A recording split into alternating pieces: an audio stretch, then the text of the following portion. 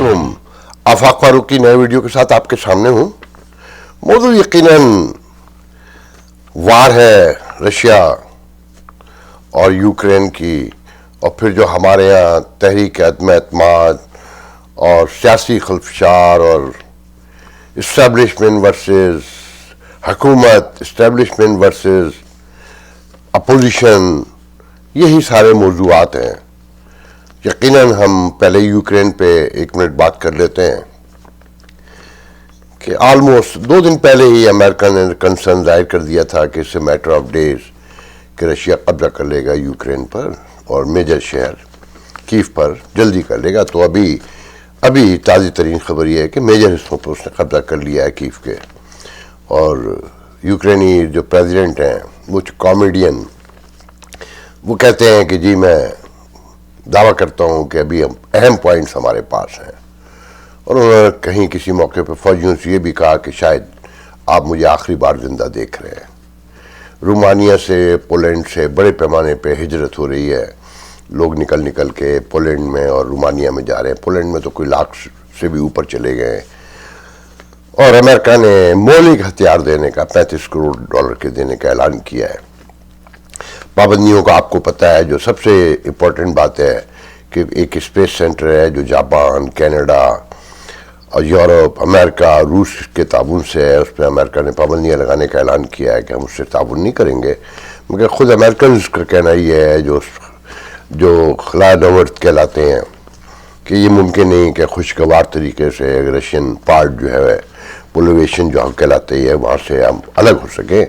और रूस ने धमकी दी है कि आप अलग होंगे तो ये चलेगा नहीं, और ये नहीं चलेगा तो ये यूरोप और एशिया पे गिरेगा, चाइना पे, इंडिया पे गिरेगा। और खबर यहाँ तक है कि जी प्लेनेट पूरा तबाह हो सकता है उसके गिरने से। तो ये लड़ाई, फिर कुछ लोग जो हमारे यहाँ ट्रोलिंग हो रही है कि फिर अमेरिका ने धोखा दे दिया यूक्रेन को, जो यूक्रेन के सदर भी कह रहे हैं कि जी मुझे तना छोड़ दिया, यूक्रेन को तना छोड़ दिया। यूरोप अगर चाहे तो वो अपनी ताकत से रशिया को रोक सकता है।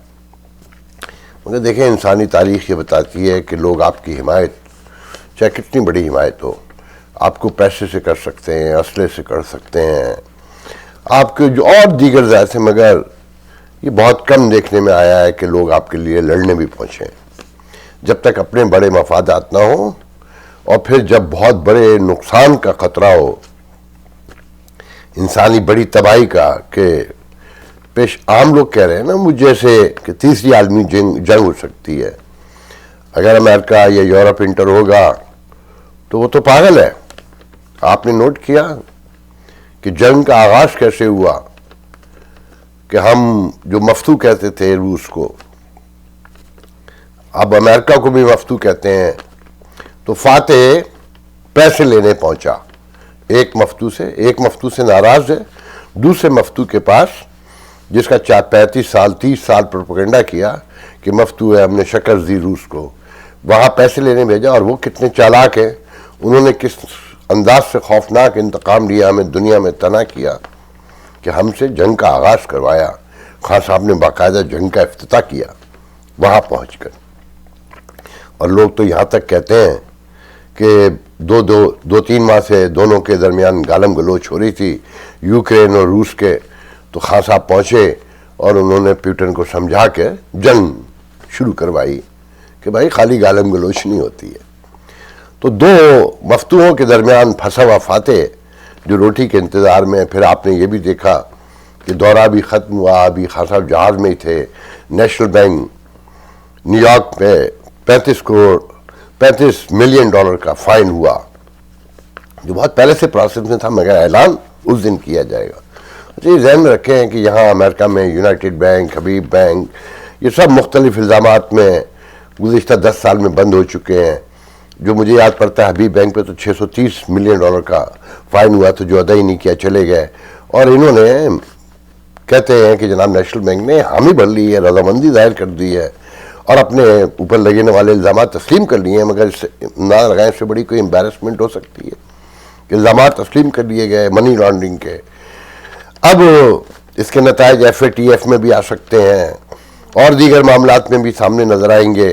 اچھا یہ ذہن میں رکھیں کہ یہ جو ہماری آزاد خارجہ پالیسی ہے، یہ FATF میں جو رشیا کا رول ہے نہ ہونے کے برابر ہے.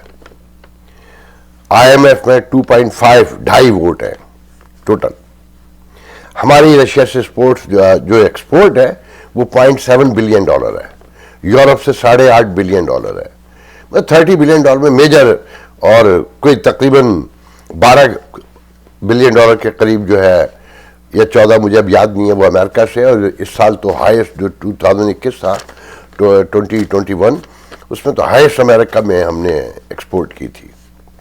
مگر ہم جنگ میں کھڑے ہوں گے رشیا کے ساتھ اور یہ کہہ کر کہ ہم آزاد ہیں.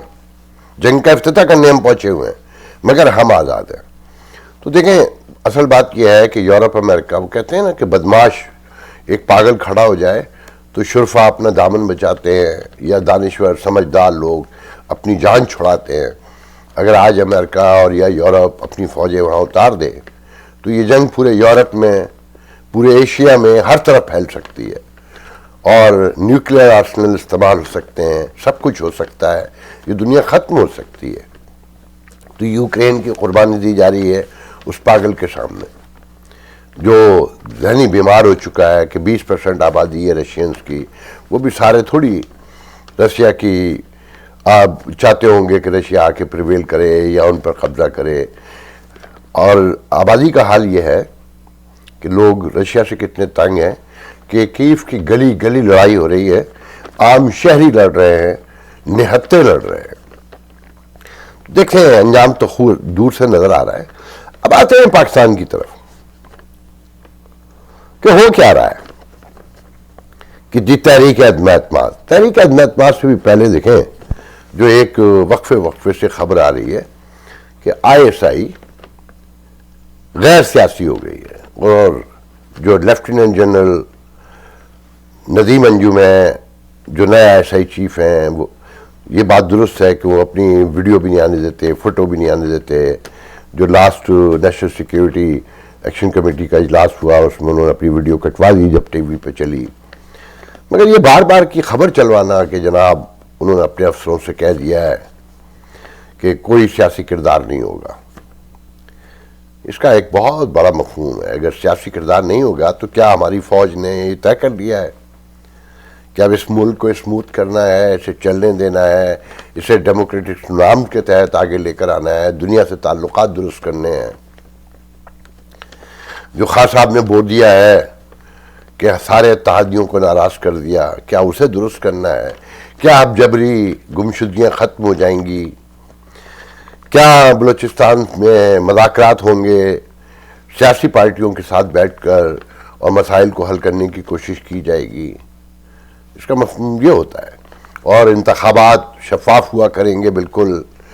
اور ISI کا جو اصل رول ہے کہ بیرونی دنیا میں یا ملک میں کہیں موجود جو ریل واقعی دشمن ہیں ان کے خلاف کام کرنا، ان کو اکٹھا، ان کو جمع کر ان کے ثبوت سامنے لانا، انہیں گرفتار کرنا، انہیں بے نقاب کرنا کہنا چاہیے. یا یہ ڈبل گیم ہے کہ دایاں دکھا کے بایاں مارنا ہے. کیونکہ ذہن میں رکھیں یہ اسلامی صدارتی نظام کا نعرہ ایک دم نہیں آیا اور اس کی ٹرولنگ کرنے والوں میں ان کے اپنے لوگ شامل تھے جو آپ پارا سے تعلق رکھتے ہیں، جو پنڈی سے تعلق رکھتے ہیں، جو ایک قبیلہ ہے پورا کہ جو بھی کہہ دیا جائے. کل جب مشرف 10 سال تک تھا تو سب اس کے ساتھ تھے. اب مشرف کو گالیاں دیتے ہیں یہ لوگ خود بھی اور یہ کہتے ہیں کہ جی وہ تو چلا گیا، ختم ہو گیا. ہاں ضیاء الحق کے ساتھ بھی یہی تھا، ایوب خان کے ساتھ بھی یہی تھا، یحییٰ کے ساتھ بھی یہ تھا. یہ فرما برداری کرتے ہیں جنہیں بعد میں غدار کہتے ہیں، ان غداروں کی فرما برداری کرتے ہیں. جبکہ کانسٹیٹیوشنل یہ باؤنڈنگ ہے کہ اگر آپ کا افسر غلط حکم دے رہا ہے تو آپ انکار کر سکتے ہیں. اور قائد اعظم بھی کہہ کر گئے تھے کہ آپ انصاف آئین کے تقاضوں کے ساتھ اپنی ڈیوٹی انجام دیں گے. اگر آپ کا سینئر، آپ کا ہیڈ، آپ کا افسر آپ سے غلط کام کرنے کو کہتا ہے تو آپ انکار کر دیں. مگر ایسا نہیں ہوا. تو جو ثبوت مل رہے ہیں وہ تو ایسا لگتا ہے کہ جیسے دایاں دکھا کے بایاں ماننے کا چکر ہے کہ یہ صدارتی نظام بھی آنا ہے، قومی حکومت یا یہ کہنے ایک طویل مدتی جو خان صاحب کے خواب ہے اور انہیں ان سے بہتر کوئی نہیں مل سکتا. اور دیکھیں سب سے بڑا ثبوت یہ ہے کہ مسعود خان جیسا اسٹیبلشمنٹ کا اسٹوج جو اپنی زندگی گزار چکا، جو اپنا ڈپلومیٹک کیریئر ختم کر کے صدر بن گیا آزاد کشمیر کا، اسے واپس امریکہ میں لے کر آنا اور اصرار کر کے اچھا پھر خان صاحب کی حرکتیں دیکھتے ہوئے امریکہ تو ناراض ہے ہی نا، کوئی مانے کوئی نہ مانے، مجھے لاکھ آپ امریکی ایجنٹ کہیں، مجھے جو چاہیں کہیں، مگر سچ سننا پڑے گا کہ مسعود صاحب کو لانا اس کا ثبوت ہے کہ خان صاحب کو مکمل کنٹرول کرتے ہیں وہ، اور اگلے سینیریو کے لیے انہیں ایک اپنا بھونپو مکمل طور پہ جو لفظ و لفظ ان سے جڑا ہو وہ چاہیے. تو مجھے نہیں لگتا پھر شیخ رشید کا کہنا کہ خان نے اپنا پتہ سینے سے لگا کے رکھا ہے، وہ ایسا ڈرون مارے گا کہ تتر بتر ہو جائے گی اپوزیشن. ڈرون کیا ہے؟ آخری لمحے میں تحریک عدم اعتماد کے مرحلے میں فون آ جائیں گے اور پھر کہانی مک جائے گی. یہ ذہن میں رکھیے گا، یہ تحریک عدم اعتماد جو ہے یہ پاکستان کے اگلے مستقبل کا فیصلہ کرے گی، سیاسی، سماجی، معاشی مستقبل کا فیصلہ کرے گی کہ اگر یہ تحریک عدم اعتماد ناکام ہو گئی تو یہ اپوزیشن کمزور نہیں ہو جائے گی، ختم ہو جائے گی، ٹوٹ پھوٹ جائے گی. اور مجھے خطرہ یہ ہے، میرے منہ میں خاک. دیکھیں درست اطلاعات تو کسی کے پاس نہیں ہے، اسپیکولیشن ہے نا، جو جتنا سمجھتا ہے اس کے پاس اگر خبر نہ ہو تو وہ اتنا ہی کنفیوز بھی ہوتا ہے اور اتنا ہی اندھیرے میں ٹامک ٹوئیاں بھی مارتا ہے. عقل کل تو صرف بے وقوف آدمی ہوتا ہے جسے سب پتہ ہوتا ہے، مجھے کچھ نہیں پتہ ہے. میرے یہ اسپیکولیشن ہے، میں چیزوں کو جوڑ کر دیکھ رہا ہوں کہ اگر یہ تحریک عدم اعتماد ناکام ہو گئی تو یہ اپوزیشن ختم ہو جائے گی. پی ٹی آئی کا بھی کہہ رہے ہیں نا کہ ہم نے 200 ممبر توڑ کر لیے ہیں، 162 ہیں، 38 توڑ لیے ہیں، تو سب وہ ہی نہیں لوٹ جائیں گے، بدل ہو کر ان کی اپنی پارٹیوں سے بھی لوگ ٹوٹ جائیں گے. پھر وہ جو اسلامک صدارتی نظام، 18ویں ترمیم، اپنی مرضی کے انتخابات، اپنی مرضی کا نظام، یہ اس کی تیاری میں ہو سکتی ہیں. شہباز شریف جس طرح کل اختر مینگل سے عطا اللہ مینگل کے بیٹے سے ملے، اس سے ایک میسیج یہ بھی آیا کہ کیا اختر مینگل کو بلوچستان کے معاملات درست کرنے کے لیے وزیر اعظم تو نہیں بنایا جا رہا. بہت سے سارے رخ دیکھیں غور سے کہ اگر واقعی عیسائی سائٹ پہ ہو گئی ہے اور یہ ملک کی معاملات درست کرنے ہیں تو 1.5 سال کی حکومت میں اختر مینگل کو پرائم منسٹر بنایا جا سکتا ہے کہ بلوچوں کو قومی دھارے میں لے کر آئیں. اللہ کرے یہی درست ہو. مگر فی الحال تو خبریں یہ ہیں نا کہ جناب عدم اعتماد پر تو سب متفق ہو گئے مگر اگلے سیٹ اپ پہ کوئی متفق نہیں ہے. نواز شریف فوری انتخابات چاہتے ہیں، مگر فوری انتخابات ہوں گے تو قاف لیگ کیوں آئے گی، ایم کیو ایم کیوں آئے گی، باپ پارٹی کے لوگ کیوں آئیں گے؟ یہ سوچنے کی باتیں ہیں نا. یا جو انہوں نے ان کے ایم این اے توڑے ہیں پی ٹی آئی کے، وہ کیوں آئیں گے، انہیں کیا ملے گا؟ نواز شریف کو اس کو سیاسی فائدہ پہنچانے کے لیے سب جمع ہوئے ہیں. زرداری صاحب وہ جو سارا کھیل کھیل رہے ہیں وہ اس لیے ہے کہ وہ اتنے بیوقوف ہیں کہ نواز شریف اس کا سارا فائدہ اٹھائے اور وہ آخر میں بیٹھ کر تالیاں بجائیں. نہیں، ایسا نہیں ہوگا، کیونکہ کہنے والے کہتے ہیں کہ جی نواز شریف تو ریگری نہیں ہے کہ 1.5 سال حکومت چلے، تو اس کے لیے یہ ہوگا کہ اگر تحریک عدم اعتماد میں خان صاحب چلے جاتے ہیں اور نئے وزیر اعظم کے لیے کہا جاتا ہے صدر کی طرف سے، اور جب کوئی وزیر اعظم سامنے نہیں آتا اور کوئی پورا نہیں ہوتا وہ جو ہال کا ووٹنگ ہے، تو اسمبلی خود بخود جو ہے نا تحلیل کر دے گا صدر جو ہے اور انتخابات ہو جائیں گے. مطلب عام آدمی کو یہ پتہ چل گیا کہ ایسا ہوگا، مگر زرداری کو نہیں پتہ ہے، وہ اتنا بیوقوف ہے. نہیں جناب، ایسا کچھ نہیں ہے. جب کیاس پھیلتا ہے نا، کیاس کا اپنا قانون ہوتا ہے، اس کا ایک اپنا آرڈر ہے. کوئی نہیں جانتا کہ کل جب یہ بیٹھ کے طے ہی نہیں ہوا کہ تحریک عدم اعتماد کے بعد کون وزیر اعظم ہوگا، نہ شہباز شریف کے لیے کہا جا رہا تھا، مگر کہتے ہیں کہ نہیں جناب اسمبلیاں رائٹ اوے توڑیں. تو یا ہو سکتا ہے اب اتفاق ہو گیا ہو کہ اختر مینگل کو بنا دیا جائے تو بلوچستان پہ ایک اچھا امپیکٹ جائے گا، باغیوں سے گفتگو ہو سکتی ہے. دیکھیں وہاں حالات بہت خراب ہیں بلوچستان میں، آپ دیکھیں سارے منظر کو روزانہ کی بیس پر کہ کتنی ہلاکتیں ہو رہی ہیں، وہاں پر لوگ کیا کہہ رہے ہیں. تو ان ساری چیزوں کو دیکھتے ہوئے غور کریں. میرے پاس تو اتنی ہی گفتگو تھی کہ خارجہ پالیسی کا تو دھڑن تختہ آپ کا ہو چکا ہے، اور ان حالات میں، موجود حالات میں خان صاحب کے ساتھ اسٹیبلشمنٹ ویسے بھی کتنی دیر چل سکتی ہے مجھے نہیں سمجھ آتا، کیونکہ خان صاحب نے جو کچھ کیا ہے اس کی سزا ملے گی. اور ایک بات ذہن کے ہر خانے میں رکھیں، جو لوگ کہتے ہیں نا ہم آزاد ہیں، خود مختار ہیں، سوورن ہیں اور ہماری مرضی ہے، نہیں، آپ کی کبھی مرضی نہیں تھی. آپ ایک کلائنٹ اسٹیٹ کے طور پر جنم آپ کا دیا گیا تھا، آپ اسی کی طرح کرائے پہ چلتے رہیں گے.